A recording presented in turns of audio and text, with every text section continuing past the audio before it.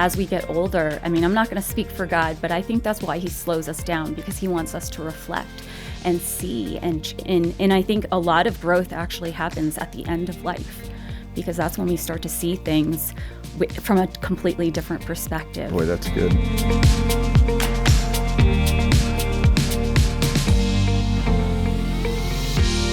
What a topic. We don't typically cover something like this, but man, it's important. You know, listeners are maybe in their 60s and maybe in their 70s, and we have lots of listeners in their 30s and 40s too.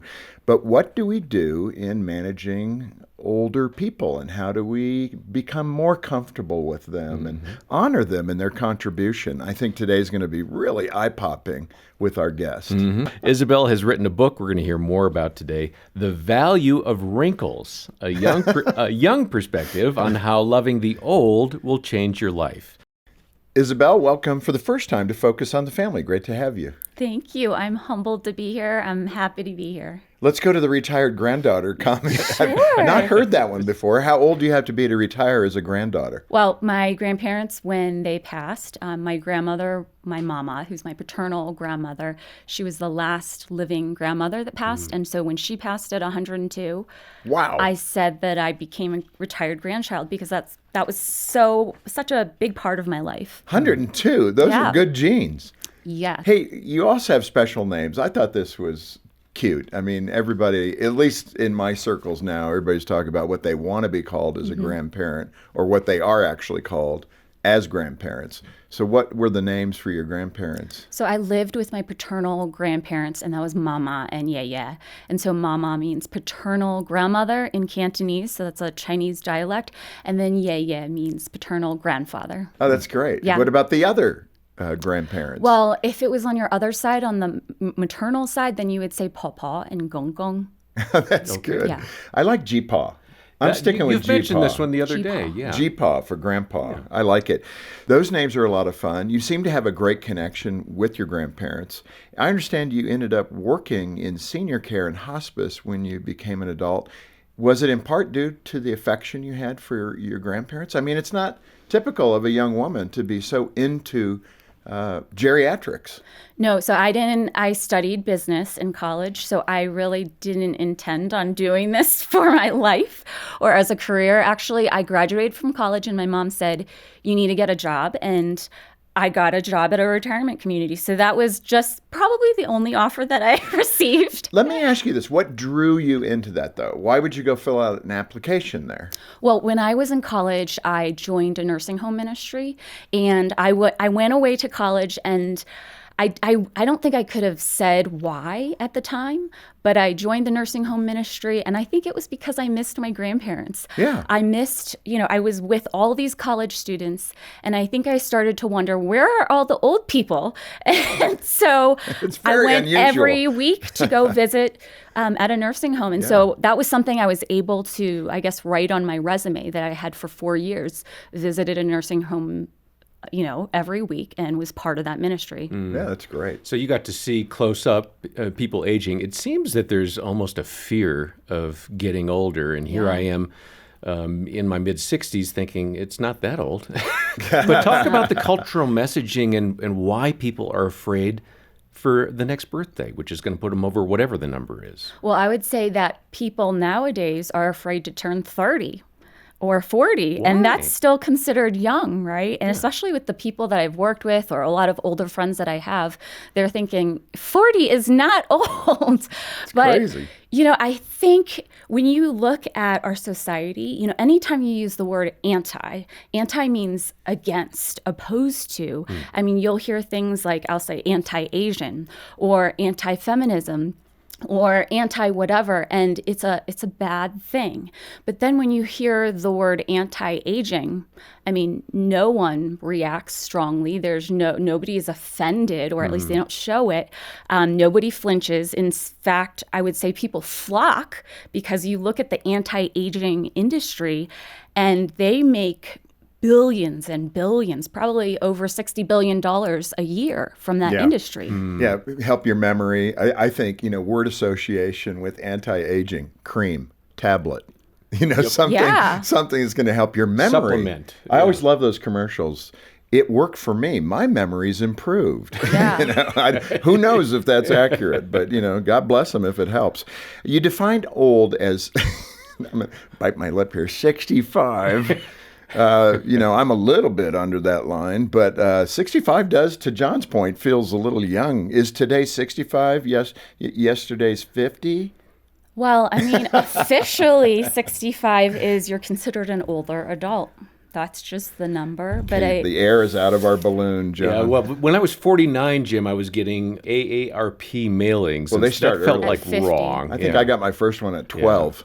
Well, I just want to bring up a point, and maybe this is not something you should do when you're a guest on a show, but the way that you all are talking about aging is as if it's negative. And I think that's what happened in our society is it has led us to believe, like all of us to believe, that aging and being older is a horrible thing. It's so interesting with all that. In your mind, and I've talked to people in their 80s, and they say this, you don't feel that age in your head. I mean, it's like your body is presenting something that you're not inside your mind. Yeah. And I think that's really true for me. I still feel young at heart, I guess is the best way to say that. Well, there are a lot of friends that I have met who are in their 90s, and the ideas that they have, I mean, is just as if you just put a different face to it. It's the same types of things, hopes and dreams that somebody who's in their 20s would have. Which leads me right into the next question. In the book, you had an example, and you befriended this person, this man who was 84 years old, but he started running marathons at 71. I don't seem to have that desire, but my goodness, 71 started to run marathons? Well, so it was not his desire to. He went to the doctor at 58, I think, and his doctor said, you need to lose some weight. And I think he saw some runners outside and thought, I can do that. And so he started running, probably pretty slowly in the beginning, and then in his 70s, he ran 5 marathons. And so that kind of, I remember I was working in the fitness center at a retirement community at that time. And when he had told me that, we all have these thoughts where we say, I wish I could run a marathon one day. We all say that. But once I met him, I thought, maybe I can do that. Let's talk for a minute about some of the benefits older people can provide. You gave an example that they generally have more time for relationship. I think that's why grandchildren, really connect with grandparents, because they're not giving the vibe of being rushed. Grandparents have time, and kids can feel that. And then they feel close to their grandparents because they're talking, and the grandparents are actually engaged with them. They're not running off to do something work-related or task. So what do you think about that, though, in terms of the grandparent-grandchild relationship? So I have 3 kids, and I still am like this all the time. I'm running around, and it doesn't matter whether I try to have intentional time with my kids. I think just the nature of this season of my life is I am busy. I'm running back and forth. I'm doing the dishes. I'm trying to make sure permission slips are signed. And so I think that older adults and grandparents, I say they offer an extra layer of love, attention, and availability for the younger generation. And I think in this society, everybody is in a frenzy, right? Everybody's always checking their phones, and to have somebody to give you their attention, I think we all want that. And I think when we can tap into the time that older adults have, that's a huge gift. Yeah. You refer again to your grandmother as your go-to girlfriend. That's kind of fun. I mean, is she really that for you? A go-to girlfriend? Well, I lived with her for the first 26 years of my life, and then she didn't pass till I was 35. So I got married and moved out, and she had always been there. She had just always been there, just physically a presence. And I found that even in my young adulthood, even after I got married, if I wanted to talk to somebody or just not feel alone, I would call her and just say hi. And I didn't have to have an agenda to what I was saying. She was just always there and always happy to see me, always happy to hear from me. Did you feel in those exchanges, did she give you that wisdom that she had learned? And not in ways that might put you off, but very casually, this is something I experienced when I was 20? The funny thing is, no, I don't think so. And a lot of people talk about wisdom, which I do think older adults provide. she was just there, and I felt like she was a nurturing presence to me. And I think the wisdom came more through example and through relationship. And I think that's the thing. It takes time to have a relationship, but she just always was there. She never quoted verses to me or anything, but I would say she was a reflection of Jesus to me. She delighted in my presence. There's the wisdom right there to do that, to be able to do that. You also mentioned in the book about adopting grandparents. Today's grandparenting is a lot of FaceTime, right? Because you live on opposite coasts or different states at least, or different cities, and it's hard to see each other physically. They're not living in our home, as you experienced with your grandmother. But what is this concept of adopting a grandparent, and what does that look like? Explain it to us. Well, I think there are a lot of families who maybe they don't have grandparents living close by and they want to have that type of relationship. Adopting a grandparent is I would say, just increasing your awareness of the older people around you. And if you look at the statistics, the number of older adults that are around or that are in this population, it is rapidly increasing. So all you have to do really is go to church and look around. And there's going to be older church members. You step out of your door and you are going to have older neighbors who have that time. Mr. and Mrs. Koch, I believe, if I'm pronouncing Koch, it. Koch. Tell us about them. So I played field hockey in college, and being Asian also, and because my parents were younger and worked, they weren't able to come to a lot of my field hockey games because we had to travel to these games. So it would have required a lot of time for my parents. And so it's not like they didn't care, they just weren't able to come. But at every game, a lot of parents came, but I didn't have my parents there. But Mr. and Mrs. Koch, they were older parents. I would say they had already retired by the time their daughter was in college. And so they came to every game, and Mr. Koch had a duck, what are those called? Whistle? A duck whistle that he would blow at every game. So I always knew he was there. And when they brought snacks for their daughter, they would bring tasty cakes for me too. And they pretty much adopted me as their daughter, and that was just so sweet. really meaningful to me. Yeah. This is Focus on the Family with Jim Daly, and our guest today is Isabel Tom, and we're talking about her book, The Value of Wrinkles, a young perspective on how loving the old will change your life. Now, if you find value in this content, subscribe by clicking below. It'll be a big help to us.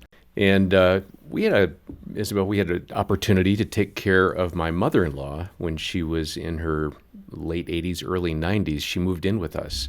That was a really interesting time. That's a good word. What does that mean? Well, Interesting. one of the things was my wife, there's a lot of work associated with caregiving first. And then second, I just got to spend time hanging out with her. We'd watch reruns on TV, and I slowed it down to what I called Taw-Taw time. That was our nickname for her, was Taw-Taw, because she didn't move fast. And I moved fast, so I had to slow down. Yeah. But one of the things that we tried to do, and my wife was really good at this, was kind of meaningful touch. So talk about the importance of touch for those elderly that are around us or perhaps even in our home. Well, I think that just in general, the older generation doesn't get a lot of acknowledgement or attention, and they also don't get a lot of physical touch. I know you've had Dr. Gary Chapman on here. He talks about the 5 love languages, or created it, developed that concept. But as somebody gets older, a lot of times the only physical touch they may receive is maybe that of somebody who's helping them, maybe of an aide who is coming to help, maybe help them with their activities of daily living. And so that's something that I realized when I was working with older adults, how important it was. So, just a hug. And I think that's what grandchildren do. They can be affectionate, and they just give all the hugs and kisses to their grandparents, and their grandparents just die over it. They're beaming when they get a hug from their grandchild. So I think it's, even if it's just a side hug or just a pat on the back, especially with widows, a lot of older widows, they're not going to get the same type of touch. They may not be able to hold hands with somebody the way that they used to. And for me, I know, when my kids were little, even now, when they feel sick, what do? They come to mommy for an embrace. Like that is medicine. Yeah. That's so good. Christmas is right here. I remember my boys too. We used to do something. Patty Watkins, my former assistant, worked with the staff here at Focus to put gift bags together for the elderly in retirement homes. And so my boys, they were probably like 5 and 3, and we probably did it for 4 years. And they would go and deliver bags to the elderly, and it was a lot of fun. I mean, by and large, those older people just loved on these little children that were walking in with a Christmas goodie for them. So that's something that people can do too, right?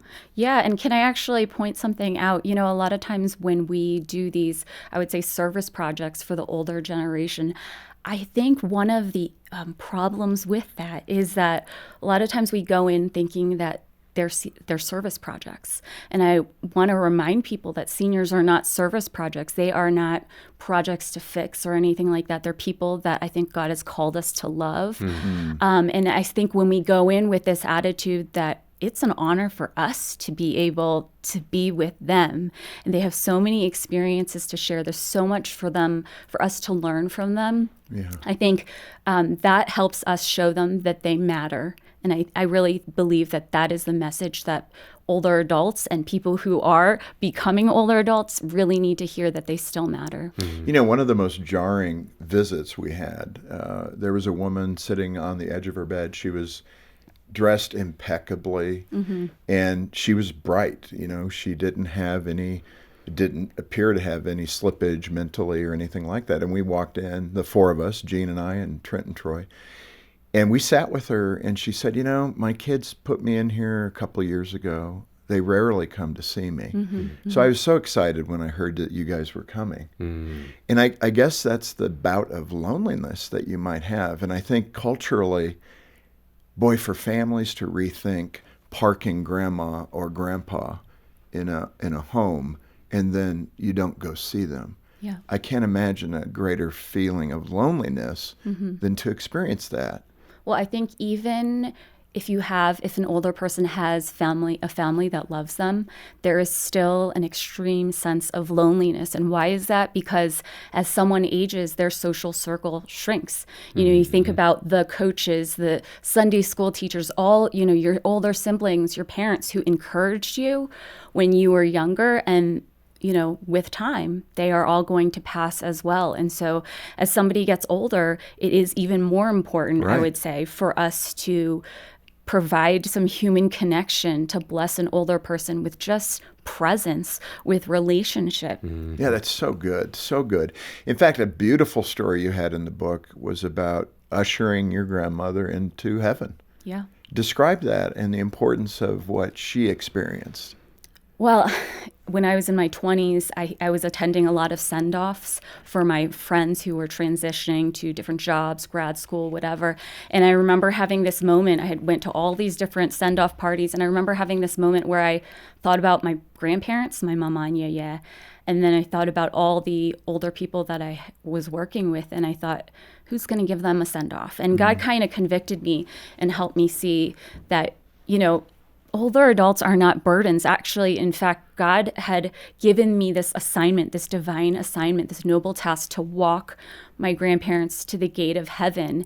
And so instead of just letting them pass, even when somebody's at the end of life or on hospice care, I think there's so much that we can do to remind my mama and yaya, to remind older adults that they matter. So for my grandma, we all rallied around her, and I would say we spoiled her to the end up and, even the very last day that she passed, she had her great-grandchildren writing her cards. I mean, I sat with her and just held her hand. And you know what? I think that's the way that it should be. And I think that is actually what God calls us to. And there are nursing homes and assisted livings and older adults everywhere. So instead of trying to go for a missions trip or bringing our kids to homeless shelters, I think, what if we just went and found older adults in our communities and just loved them the way that Jesus did? He walked with people to the very end. It says that in John 13:1. He walked with his disciples to the very end. And I think that is one of the best ways to minister to our older generation. You know, Asian culture, I experienced that. I'd studied in Japan at Waseda University. There, you know, again, this is in Japan, a Shinto religion that sometimes as Christians we don't understand, but they had a beautiful way of taking care of the elderly. You've expressed that a couple times. Describe those differences, East and West, because I know what you're talking of, but there is an honoring of the elderly much more so in Asia. Yeah, a lot of people always ask me about that, and they say, well, Asian families, they just care for their elders so well. And I think that really comes from, you know, my parents never told me to honor my grandparents. They never actually stated that to me. But what they did was model it. And so, you know, even when my grandparents moved, actually they lived with us before I was born. And we lived on the top floor. My grandparents were on the left side. I had a room right next to them. And then there was a restroom right there. I never noticed it until I was an adult that my parents didn't have us use that bathroom. They reserved it for my grandparents from the very beginning. I went down 2 floors to use the bathroom to brush my teeth and everything. I never noticed a difference till I was an adult. And I realized that they intentionally allowed that, reserved that bathroom for my grandparents as a sign of respect. I mean, it's all these little things that they do that is just modeling. And so I think, you know, a lot of parents ask me, how do I teach my kids to appreciate their grandparents or value the elderly? I think I have a whole lot of different ideas, but I think what it comes down to is model it. You know, you honor your parents and they will see that. If they hear me talking badly about my mother or my mother-in-law, then they're going to hear it too. And they're just going to follow along. And if I want to be cared for when I'm older, then what I need to do is be an example. Yeah, that's so good. You know, right at the end here, let's end with this. You reflected on your own life about getting older yourself. That's good. We're all looking at that. But you kind of, which I think is really healthy, you're kind of setting the runway lights for that. Now, you're really young compared to John and I. Our runway lights might be just 3 feet long here, but the idea is to continue to learn, continue to grow as a human being, continue to do great godly things. Yeah. And speak to that, to give older people a purpose. That's what it really is suggesting. Well, I call it the 3 Gs, and it's just something I came up with myself, but we're always encouraged to talk about gratitude. List what you're thankful for. I'm thankful for this. I'm thankful for this. And that's supposed to help us to be grateful for where we are. But I say, in addition to reflecting on gratitude, to also focus on growth. And maybe every birthday or when you're not feeling satisfied, to think, how have I grown this year? And when we think about it, there are a lot of ways that we have grown and that make us realize that, I think I'm glad that I'm older now, because at 15, 16, I didn't know how to do this. You know, I learned how to skateboard right before I turned 40. Oh, and wow. I did not know how to do that at 15. And there are a lot of different things that we can learn. And the more time we have, the more time that God has given us to learn. And the last G is grief, because the reality of it is that there are things that we grieve in life. And I think for older people, that is a part of life that is hard. And so to acknowledge that and say, you know, I lost my sister this year, or I lost my dad this year, or it's harder to, I'm not as mobile as I used to be. Just to acknowledge those things, I think is very healthy. You know, I do this from time to time. I just have one more thought, and that is, when we get older, we can become bitter or joyful. And you see that in people. It's like a predetermined thing. Yeah. How can you encourage, particularly Christians, to end well, to end with joy, not to be bitter about the bad knees, the bad hips, the body parts that don't function? How do we focus on the right things?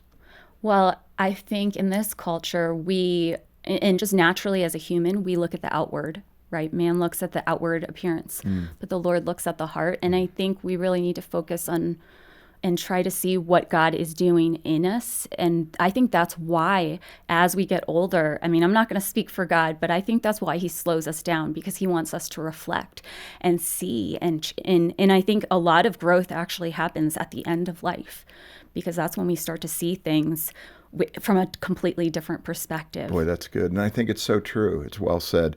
Isabel, this has been delightful, kind of a insightful conversation, John, for you and I. I'm sure many of our listeners, but what a great book that you've written here, The Value of Wrinkles, a young perspective on how loving the old will change your life. Great input, great content. Thanks for being with us. Oh, thank you so much. And let me turn to the viewer. Man, get a copy of this book, and we like to make it fun. So just get a hold of us and order it through Focus on the Family. Make a gift of any amount, and we'll send it to you as our way of saying thank you for being part of the ministry. If you need help, just give us a call at 1-800-A-FAMILY, and we will respond. If you need to talk to a counselor, this might be something that's a heavy topic for you, and it does grip you maybe with a bit of fear. Talk to one of our counselors. They can help you give some perspective. Yeah, donate today, connect with a counselor, find helpful resources like this book, The Value of Wrinkles. All the links and information are in the program description below. And be sure to click subscribe so you get all this great family content as a regular feed to your YouTube account. And then leave a comment or two for us. Tell us how your experiences have been caring for the elderly or being an elderly person. And we'll thank you in advance for that. And thanks for joining us today for Focus on the Family with Jim Daly. I'm John Fuller, inviting you back as we once again help you and your family thrive in Christ.